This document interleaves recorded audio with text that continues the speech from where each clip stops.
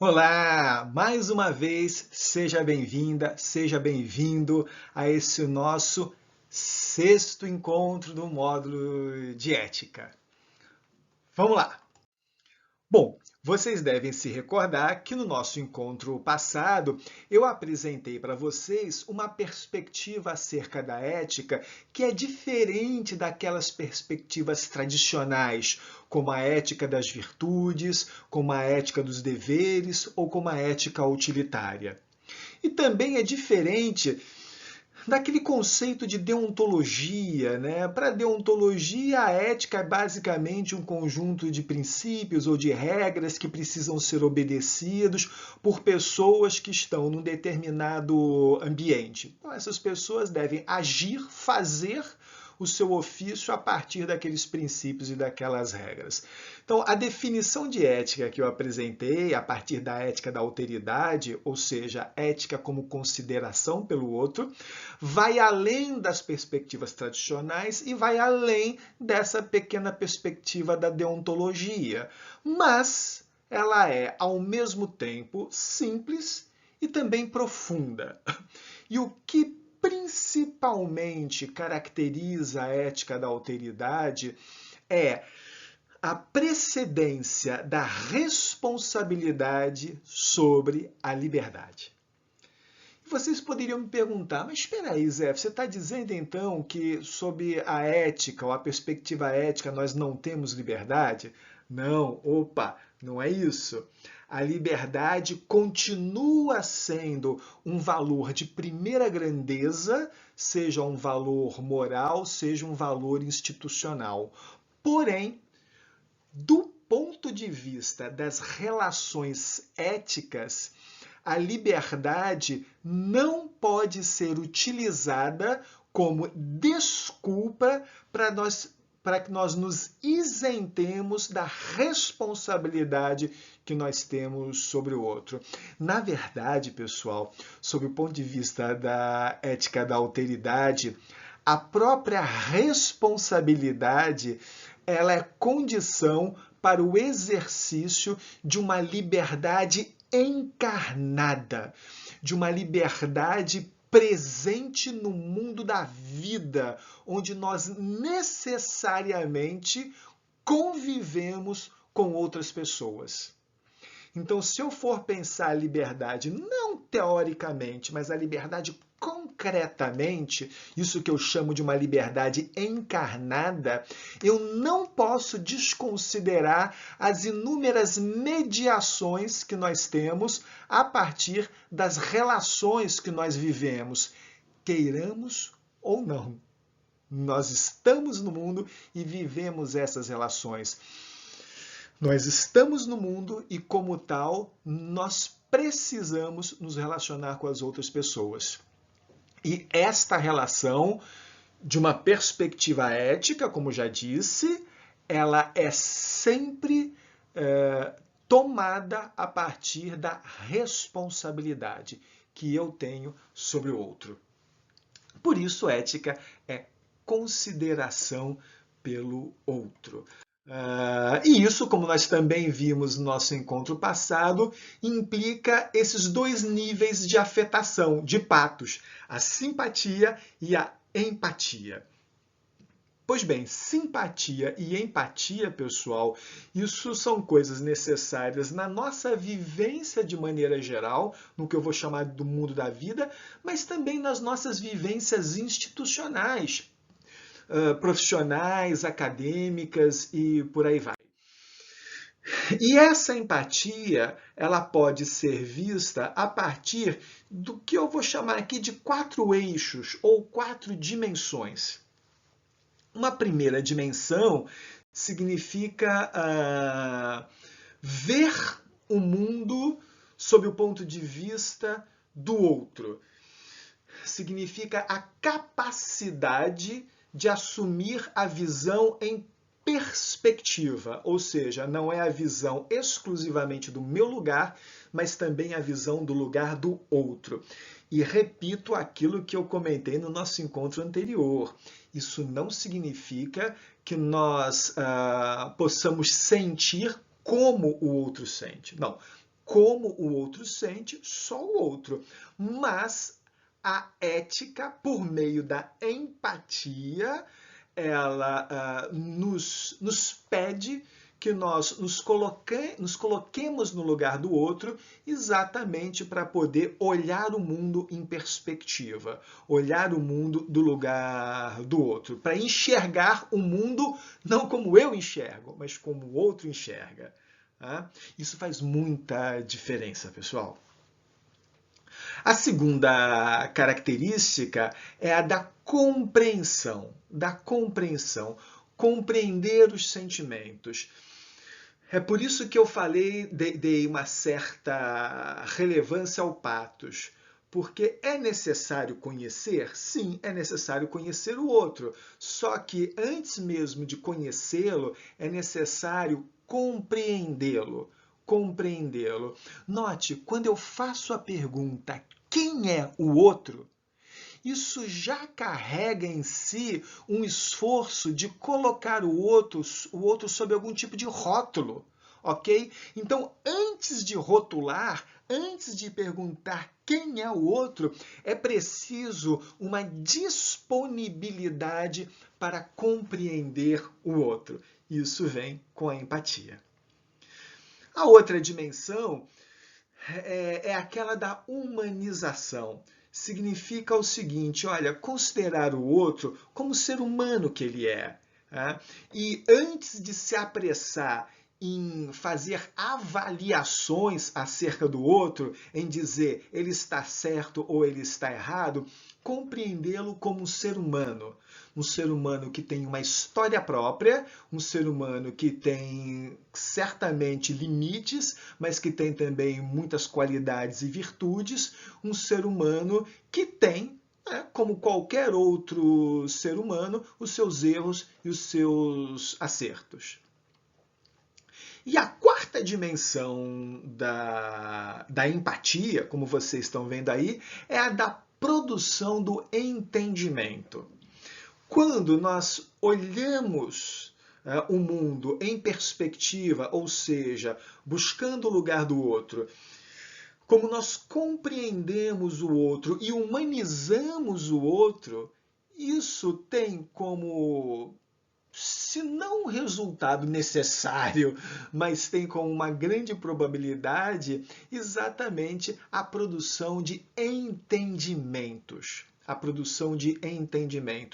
Entendimentos que podem favorecer relações cooperativas, que podem favorecer a construção conjunta de projetos e que podem favorecer ambientes mais sadios, mais saudáveis de convivência.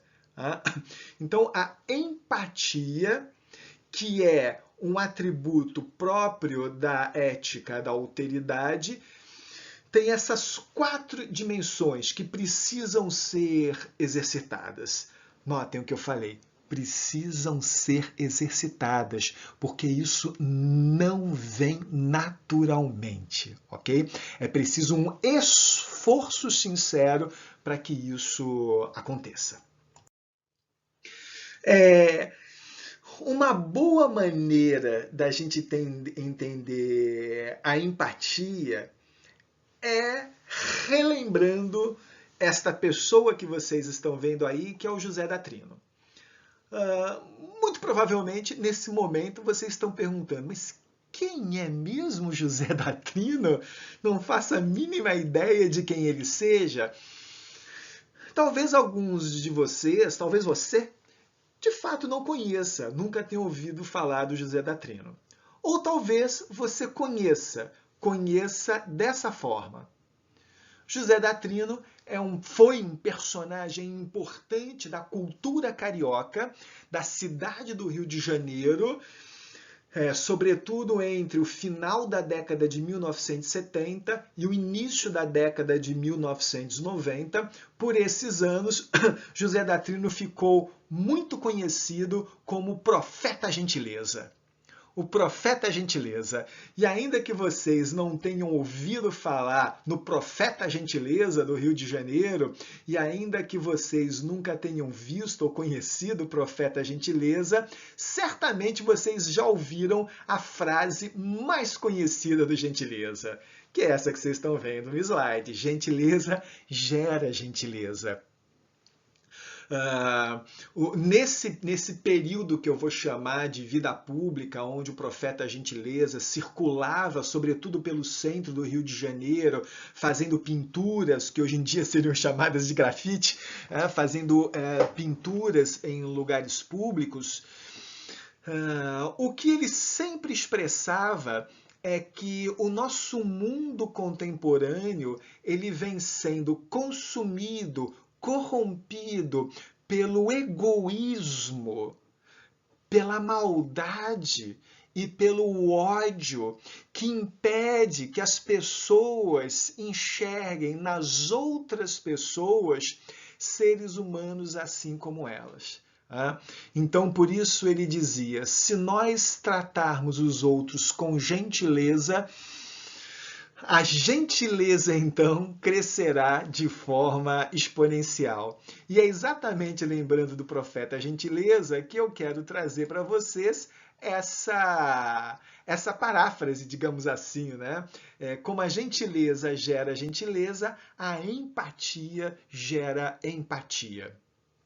E eu tenho certeza que se vocês experimentarem isso, seja num ambiente íntimo como a família, seja num ambiente institucional como onde trabalham, vocês vão reparar que a empatia tende a produzir um movimento de afetação, fazendo com que os outros, pouco a pouco, também sigam essa forma de agir, também ajam com empatia.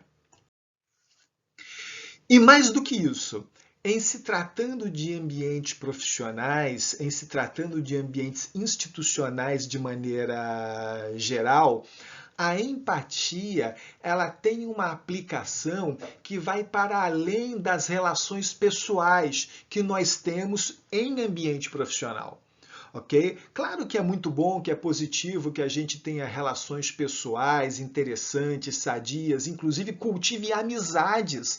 Amizades que muitas vezes vão se estender do ambiente profissional para a vida como um todo. Isso é muito bom. Mas, independentemente disso, de amizades que podem ou não ocorrer, o ambiente institucional, para funcionar melhor, ele também precisa de empatia.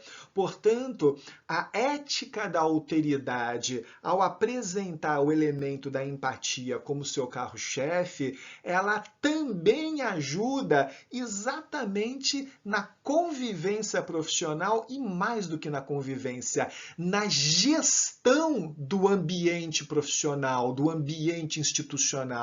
Vejam, para todas essas coisas que eu vou dizer, nós precisamos de empatia. Como vocês estão vendo aí.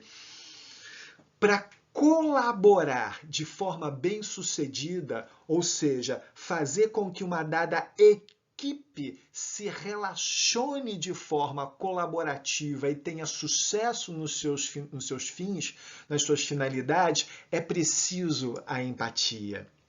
Para resolver os problemas em equipe, pensar juntos problemas que vão além de uma função específica e solucionar juntos esses problemas, e não apenas fazer com que um empurre o seu problema para o outro, mas para solucionar junto o problema é preciso de empatia.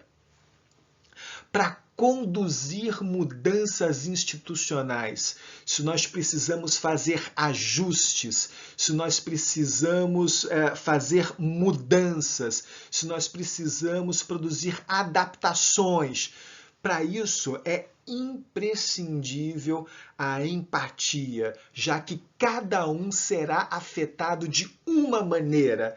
E é preciso que o grupo, ou sobretudo que o gestor, compreenda a maneira com que cada qual será afetado nesse processo de mudança, de adaptação, de ajuste. Mas, Nós precisamos de empatia para alinhar interesses distintos.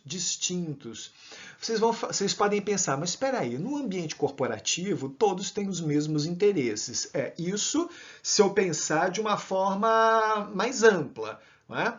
Mas se eu pensar de uma forma específica, ou seja, do procedimento dos trabalhos, cada um tem um interesse próprio, que é exatamente o de resolver as suas questões, o de dar conta do seu próprio trabalho, de mover a sua engrenagem.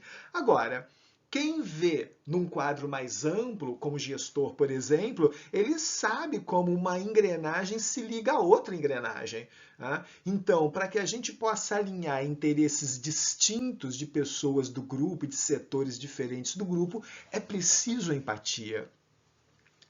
E mais, para tomar boas decisões. O líder, que não é apenas chefe, é líder, porque tem essa capacidade de influenciar as pessoas com as quais trabalha, toma boas decisões não apenas pelo seu conhecimento, não apenas pela sua experiência, mas toma boas decisões quando essas decisões elas favorecem uma melhora na produtividade e no relacionamento de todas as pessoas envolvidas. Essa sim é uma boa decisão. E para que isso aconteça, para que aconteça a melhora na produtividade e no relacionamento de todos os envolvidos, é preciso empatia. É preciso empatia. E por fim, liderar com eficiência, liderar de fato produzindo resultados, é preciso empatia. Porque note, você pode liderar no sentido até mesmo de estabelecer, de ser uma referência, das pessoas gostarem de você, ou mesmo de manter o grupo em certa unidade. Mas para que isso tudo se converta em resultado, é preciso empatia. É preciso essa capacidade de se colocar no lugar do outro. Isso em ambiente profissional. E claro que numa escala muito maior, isso vale também para a vida. Pois bem, a ética da alteridade, pessoal, a ética como consideração pelo outro, acho que pode ser sintetizada nessa palavra que vocês estão vendo. É cuidado. Ética é cuidado. Ética é zelo. A ética exige que todos nós sejamos zeladores, que todos nós zelemos uns pelos outros. E esse zelo é cuidado. Esse zelo é cuidado. Talvez o que nos caracterize, sobretudo como humanos que somos, é essa capacidade que nós temos de cuidar uns dos outros. E a nossa maior tragédia como seres humanos é exatamente quando nós esquecemos dessa capacidade, quando nós desprezamos dessa capacidade e quando nós não cuidamos uns dos outros. Porque no mundo que não há cuidado, a vida não surge, a vida não emerge, a vida não vive. Por isso, cuidado. Mas o cuidado pode e deve ser visto de uma forma bem concreta. Se vocês me perguntassem, Zé, mas o que você quer dizer então com cuidado? Vejam, cuidado significa, e pensem na vida e pensem em ambiente institucional. Cuidado significa, primeiro, prestar mais atenção do outro, retirá-lo da invisibilidade e escutá-lo. Eu me recordo nesse momento da tese de doutorado do Fernando Braga, pela USP, lá de São Paulo, onde ele conviveu com garis, exerceu a atividade de garis e, sob o uniforme de gari, ele experimentou aquilo que ele chamou de invisibilidade. invisibilidade. Vejam como, às vezes, um uniforme invisibiliza uma pessoa. E ele dizia que, em alguns casos mais extremos, até mesmo pessoas que o conheciam, tá? Por ele estar vestido de gari, sequer reparavam que ele era ele. Que ele era ele. Então é isso. A ética, a consideração pelo outro, quando eu digo que ela implica cuidado, ela implica isso, prestar atenção no outro. Olhar e ver, porque às vezes nós olhamos, mas não vemos. Então, prestar atenção do outro, retirá-lo da invisibilidade, escutá-lo, o que o outro tem a dizer. E mais, fazer-se mais disponível ao outro, abrir espaço. Muitas vezes, na função que nós exercemos, na ocupação que nós temos, ou mesmo na agenda do nosso dia a dia, a gente não abre espaço para o outro, ao contrário, a gente fecha os espaços. É importante abrir espaço, desde a simpatia até o espaço propriamente dito, né? Momentos de ouvir o outro. Então é importante colocar-se de forma disponível para que o outro possa chegar até você. Agora, talvez o outro não chegue até você. Isso significa que o cuidado implica, então, tomar a iniciativa. Ir até o outro. É importante reservar um momento concreto da agenda, do dia, para ir até o outro, para se fazer escuta em relação ao outro. Porque ainda que ele não queira lhe falar nada, ou mesmo que não tenha nada para lhe dizer, ele vai sentir por esta atitude empática que você está com ele, por meio da escuta.